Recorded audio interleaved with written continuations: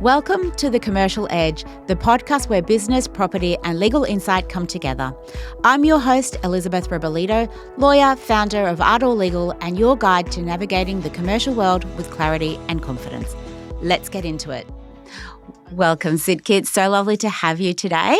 We actually have quite a bit to unpack this morning, but before we get started, why don't you tell us a little bit about who you are, what you do, and what you love most about what you do?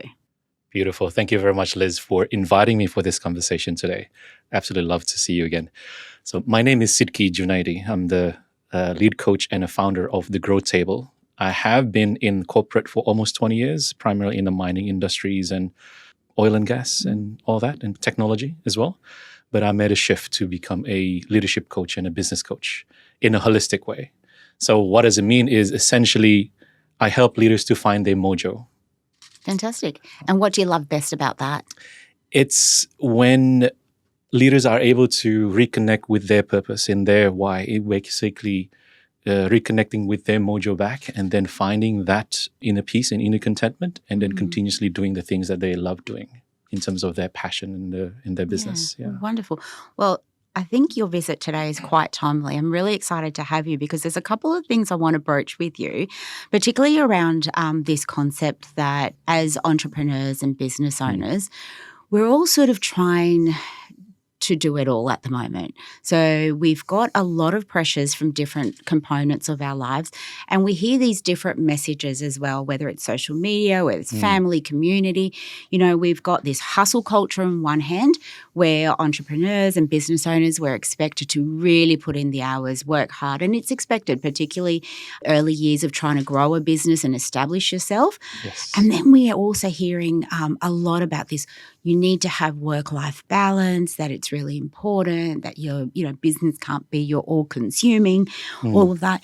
The thing that myself and I expect, and I'll get your views on this, a lot of business owners and entrepreneurs struggle with is that if you actually really do want to grow something, meaningful or something that, you're really passionate about, it's really hard to sort of implement this work-life balance situation. Like you can't just knock off at 5 o'clock and take off your entrepreneurial hat and, have this peaceful rest of life outside of your own business. Am I wrong to be thinking that way, or is this unique to me, or is this something that you are seeing out in the business world? Thank you very much for that question.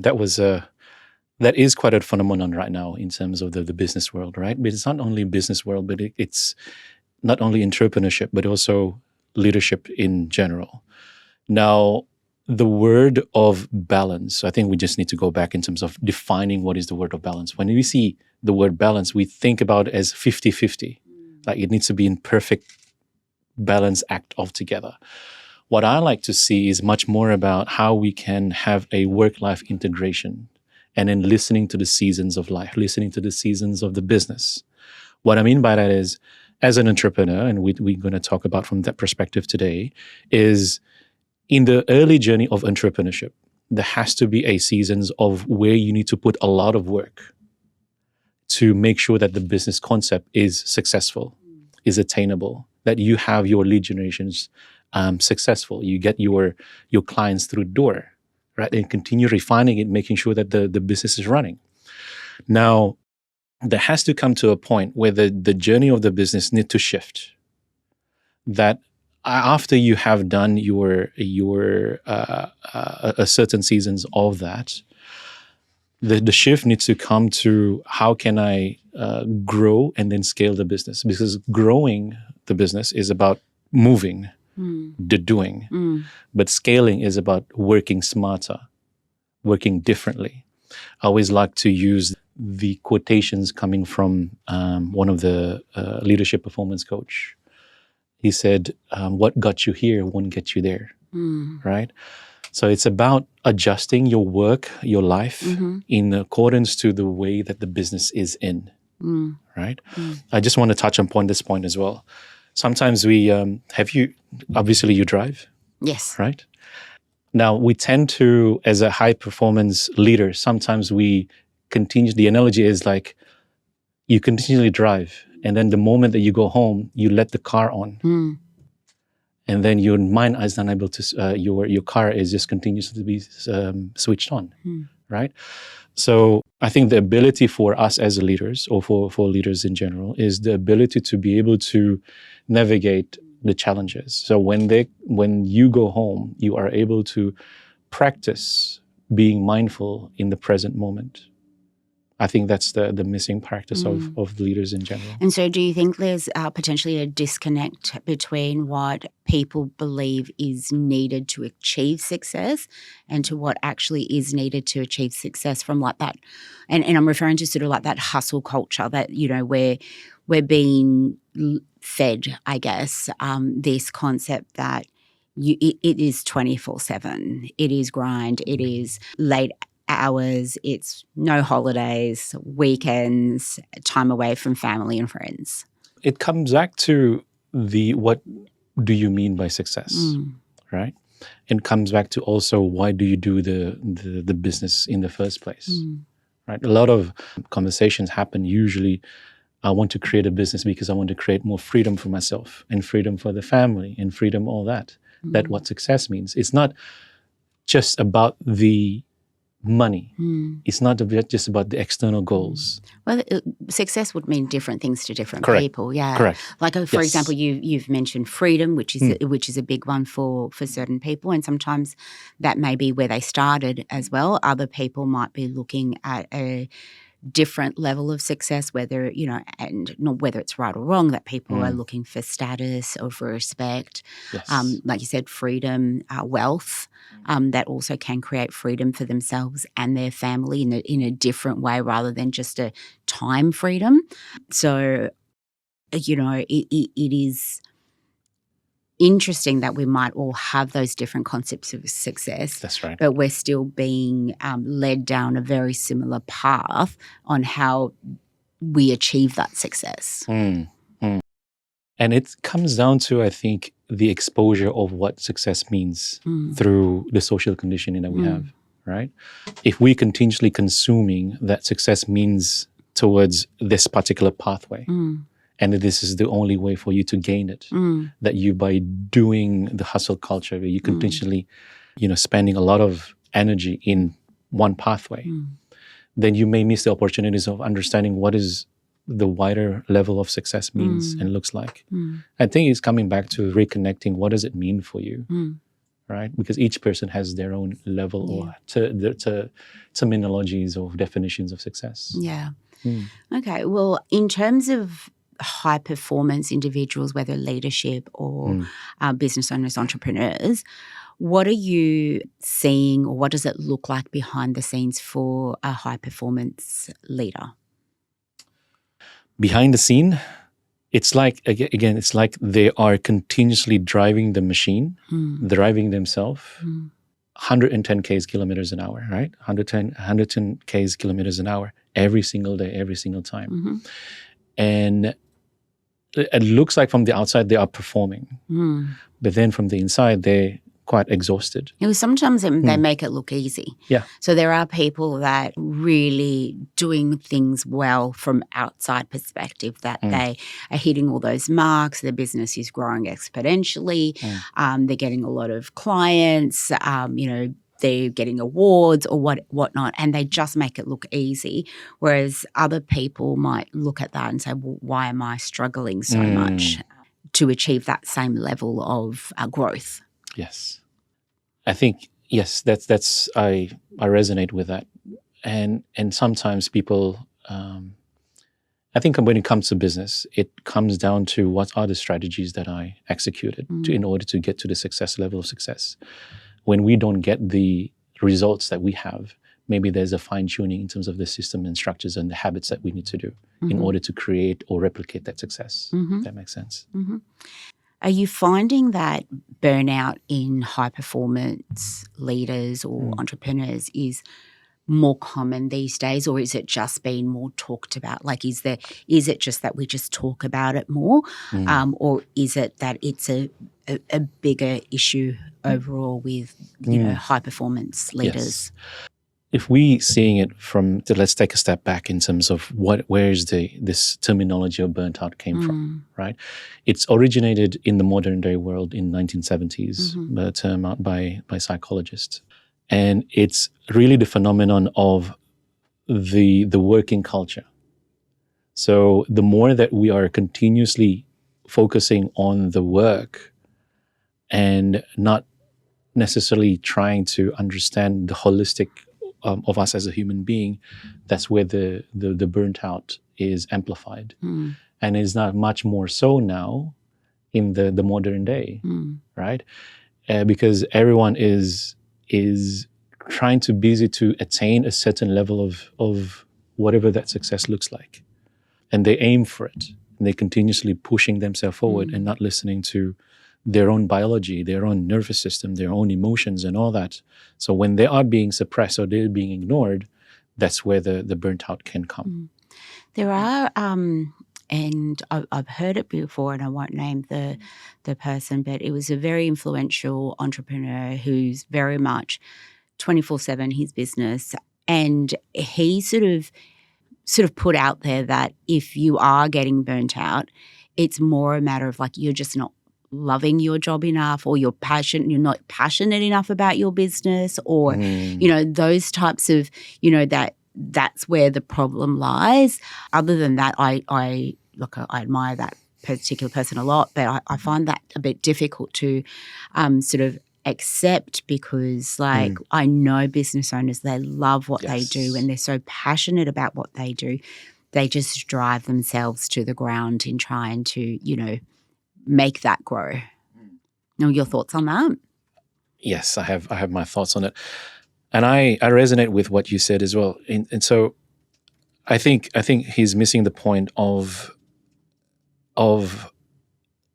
business people who's experiencing burnt out. It's not because they don't love what they do. They absolutely love what they do. They have that passion, and that's why they're in this in the first place. But it's because they're continuously forcing themselves without listening to the balancing act within the yin and yang in the world. And to say that, just because you don't have the passion, I think it's really dismissing their love for the work that they do. Yeah. It's totally different perspective. I think it's much more biology, nervous system, emotions, and everything else.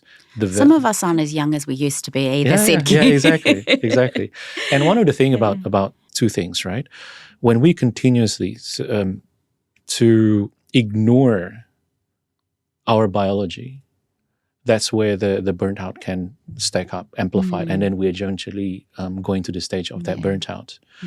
On that, Sidqie, I'll just touch on that. What does that look like? So if we are becoming more in tune, if we want to become more in tune with listening to our biology or listening to those triggers, at least from my perspective and from some other people that I've spoken with, sometimes we see it when it's too late. So you've worked really hard, you're really excited about a particular project that you might be working on, and you're really driving yourself to make sure that you get it off the ground, that you meet deadlines, that type of thing. And it's not until you've hit that wall that you're like, oh, okay, I'm burnt out, I need a rest. But it's not until you've hit that wall that you recognize it. Are there sort of indicators, pre-indicators that we could be aware of, or things that we could be more in tune with, or strategies that we can implement? Yes, unfortunately, a lot of us tends to ignore things until it becomes too late. It's like, I'm going to take another lens. It's like a marriage that goes into divorce. The divorce doesn't happen just on that day, but there's an accumulations of process, ignorance, ignoring things, whatever happened in the past, 1 year, 2 years, 3 years, whatever the case may be. So there's indications that happens within our nervous system, within our body, but we continue to ignore it. For example, if we come home and we have the difficulties of sleeping, for example, because that's happening in the body, and because we continue thinking about either what happened in the past, or what you're going to do in the morning, whatever going to happen in the future, right? Our mind is hardly wanting to be still in the mindfulness of the present moment. And then when we are continuously thinking about things, and our mind continually processing it. It's like that car that goes in the garage and continues to turn on. The body or the neurology is continuously pumping those chemicals, the stress chemicals inside our body. And then sometimes we say to ourselves, why am I so tired? Even though I had, perhaps 3 hours of sleep, 4 hours of sleep. Our sleep is not having a very good night's sleep. And all It's been interrupted. Yeah, it's interrupted. So the biology, there's an indication from the biology, but then we tend to ignore it because we just say to ourselves, we just need to push it further. Are there strategies that we can implement? Strategies, one is creating, I think the first thing is awareness, right?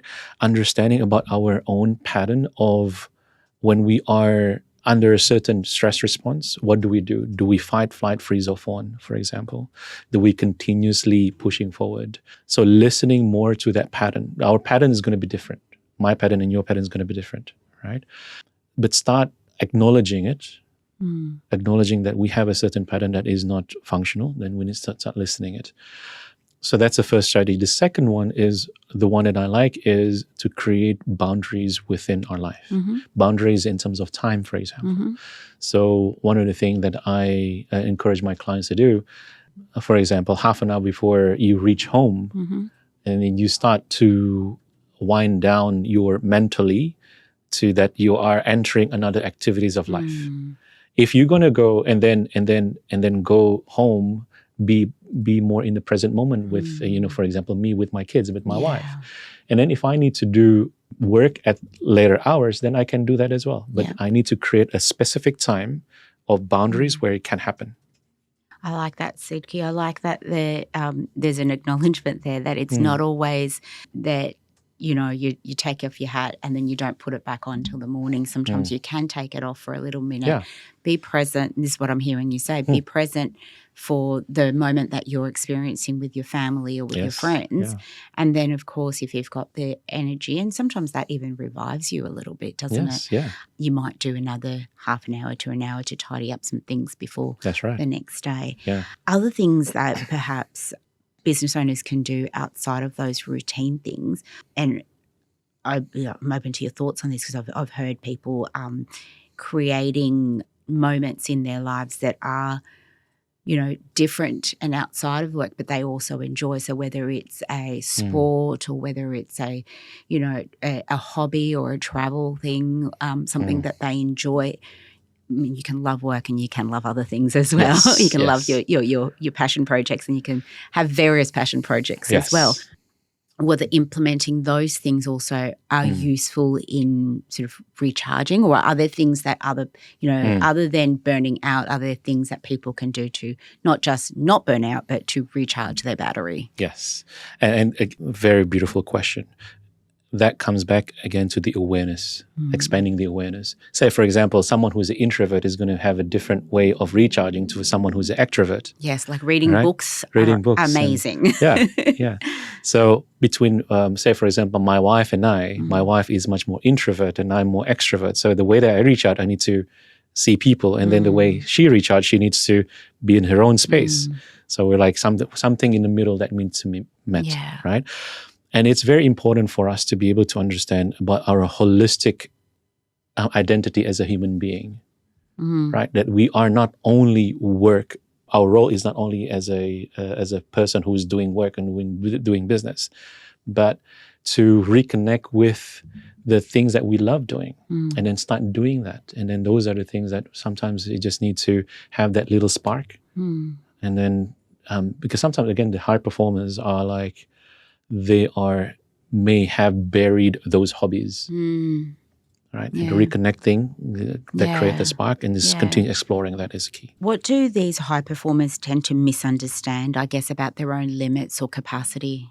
That they perhaps think that they have a limitless capacity in terms of what they do. But it's like you continuously accumulating it's accumulations and compounding. One day it's just going to knock on your door and then suddenly things start to flip. Either in terms of relationships, either in terms of health. There's also some of us, Sidqie, that will rest when we're done. but we're never done. Yeah. That's the challenge. Look, as soon as I finish this project, Yes. I'll take a break. Yes. But then there's another project or there's another fire to put out or there's another, that sort of type of scenarios. How do we help those people, Sidqie? Because I promise I'm going to rest. Yes. And this is the thing. There's a state we can change a state, which is our physiological, emotional state and being, that we can have a rest now. I'll give an example, an analogy, that, for example, I'm going to go out to the hiking with my family. I want to enjoy my time with my family. But then I said to myself, when I get to that summit, then I'm going to enjoy my time with my family. Why don't I enjoy my time now during the moment? Yeah. Right, during my hiking together with family. Right, you don't have to wait. You don't have to wait to do all that. Yeah, right? yeah. You can weave that into your life. And that, again, goes to what you were saying earlier, I believe, is that's not about these segments of your life that you have to sort of, this starts this end and this starts this end, but you're interweaving those into your life as I love that very much. Thank you for that. In terms of entrepreneurs that are not listening to those biological signs, or they're not implementing, like I said, weaving these moments of being present for other things in their life, what do you see tends to get sacrificed first for them? Two things, typically health and relationships. So either the relationships suffer, relationship with themselves, and the relationship with other people around them, especially if they have any spouse or family and kids. And then the other one is the health. Yeah. Have you seen any examples of how that's played out not so positive way? Marriage breakdown. Yeah. A lot of it. Distant from between parents and the kids. And then they wonder what's happened, why. And that's sad. I'll say that's quite sad, because particularly with the parents and the kids, because I know particularly females, a lot of females go into business. A lot of females that are single parents go into business for their kids, for providing for their kids. So I think that would be a really sad outcome, that we go into business to provide for our children, and then sure, we've paid the school fees, we paid the shoes, the socks, the clothes, and the movie tickets, but you don't have that relationship with your children. Like I think could be a very costly exercise. It's not the outcome that we're probably expecting. Yes. Yeah. So two things that's come to my mind. One is, again, coming back to the definitions of success. What does success means in terms of entrepreneurial journey that you're endeavored to go to? If you're going there because you want to provide for your family, and this is coming back to the enjoyment of being in the process, don't forget about the people that you have in your journey and the reason why they're doing it in the first place. The second piece is primary reason why I'm doing what I do is I moved to Australia when I was 14 years old by myself. And my mom dropped me off when, only for 5 days and all that kind of stuff. And I remember one time when I was in uni, I came back in December and January, and she said, she's an entrepreneur. She has real estate business. She has food business and everything else. Right? Our parents were busy entrepreneurs. And she said this one thing that still stick in my mind, that, Sid, I wish that I hug you more when you're little. Yeah. And that really stopped me.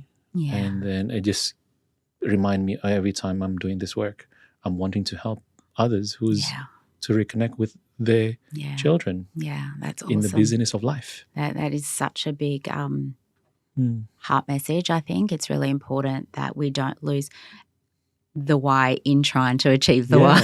Yes. Yeah, I love that. Thank you. Why don't people recognize these sort of signs early, particularly around those relationship breakdowns?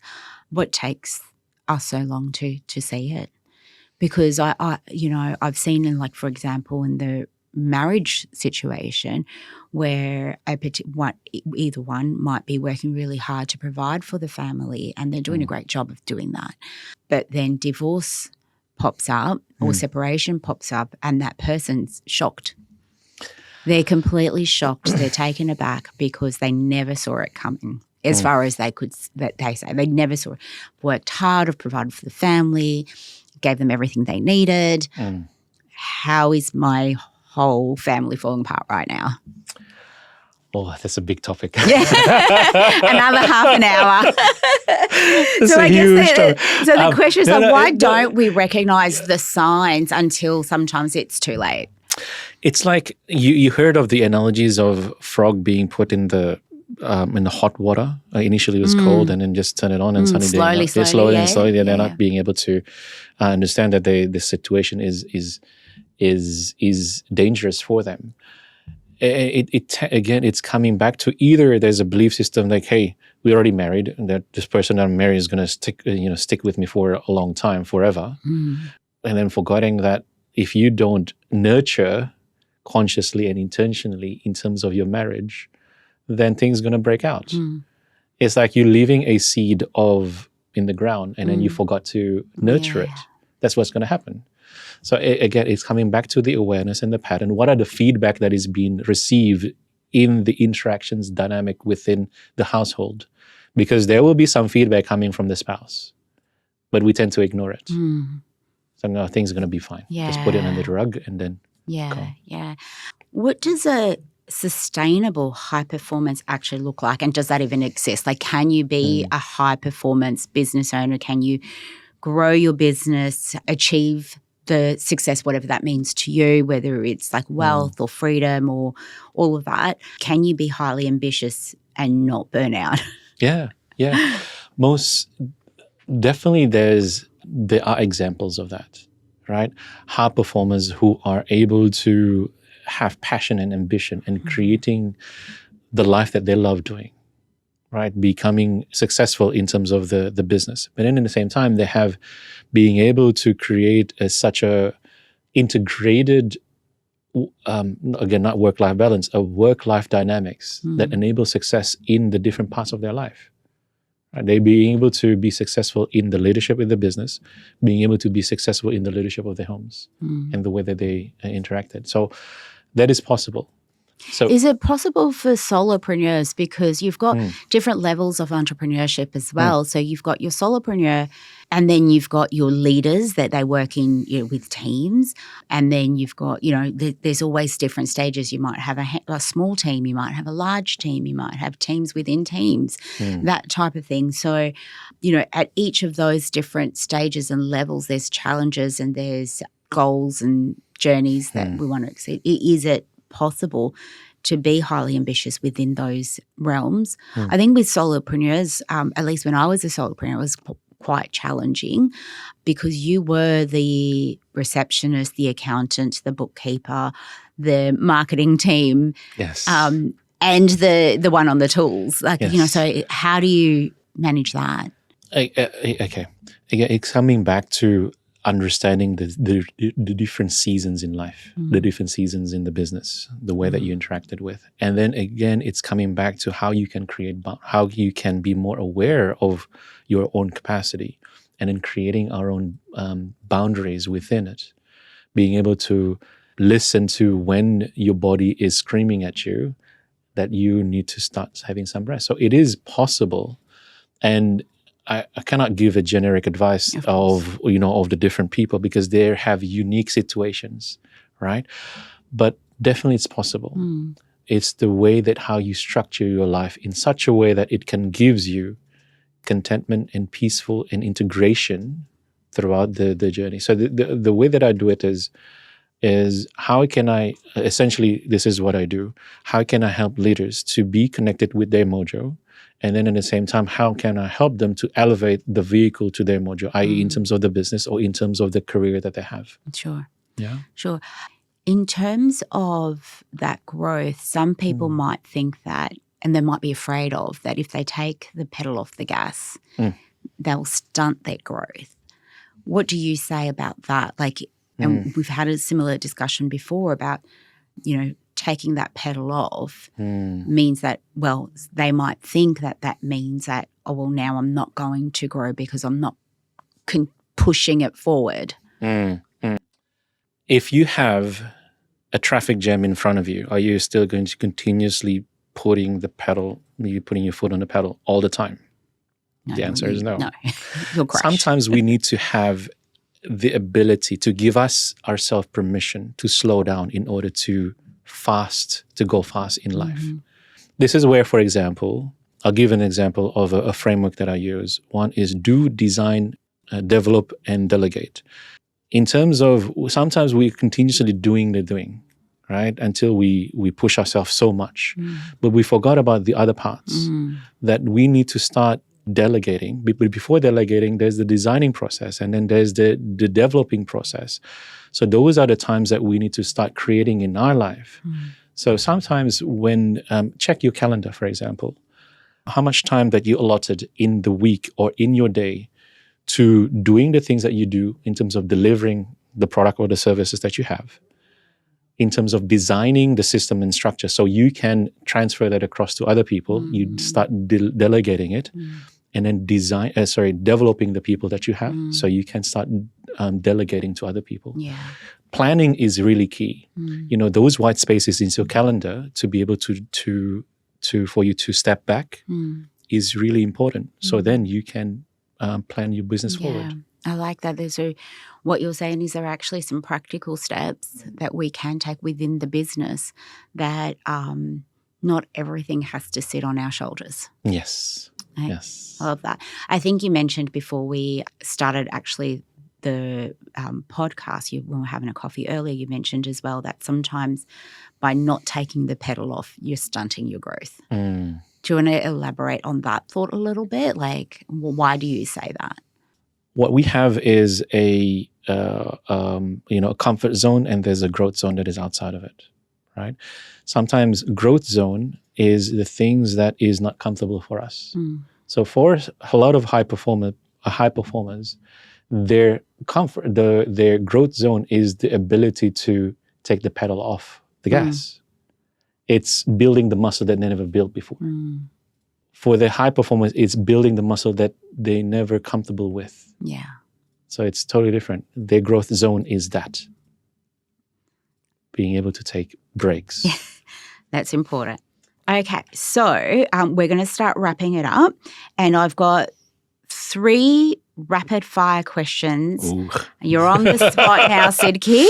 Now, don't overthink it. So the first thing that comes to your mind. Okay. Drum roll. Drum roll. One early sign a leader is heading towards burnout. One early sign.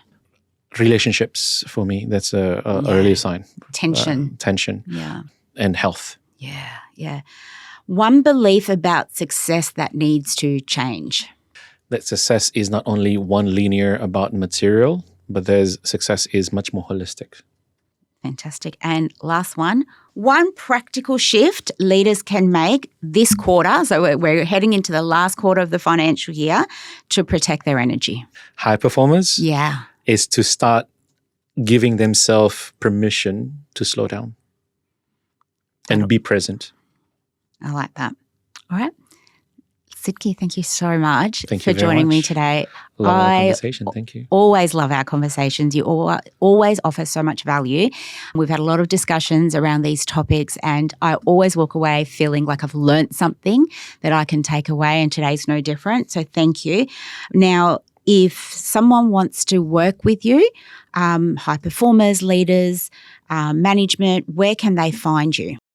They can contact me on LinkedIn. My LinkedIn is Sidqie Djunaedi, so it's under my name. Oh, how do you spell your surname? Actually spell the whole name. Spell the whole name. Yeah, some of us have difficulties. All right. Sidqie, Sidqie. Yes. And then last name is Djunaedi, Djunaedi. Fantastic. Is there an email address? Email address is hello@sidqie.com. So it's my first name. And my website is www.thegrowthtable.com.au. Before we wrap up, just a quick little spiel about the growth table. The growth table our mission is how can I help leaders to create high performance culture and have humanness within their culture. Fantastic. And I think next podcast you come on, we're going to talk about that humanness. Okay, It's beautiful. a really amazing topic Love as it. well. Thank you so much again, Sidqie. It's been an absolute pleasure. I do hope to get you back again in the future. Thank you. Have a wonderful day. Thank you. You too, Liz. Thank you very much for having me. Amazing. Appreciate you. You've been listening to The Commercial Edge, the podcast where we dive into the real stories, strategies, and legal insights behind smart business and property decisions. I'm your host, Elizabeth Rebolledo, lawyer, founder, and fellow entrepreneur. I'm so glad you joined me today. If you've got value from this episode, make sure you follow the show so you never miss a conversation.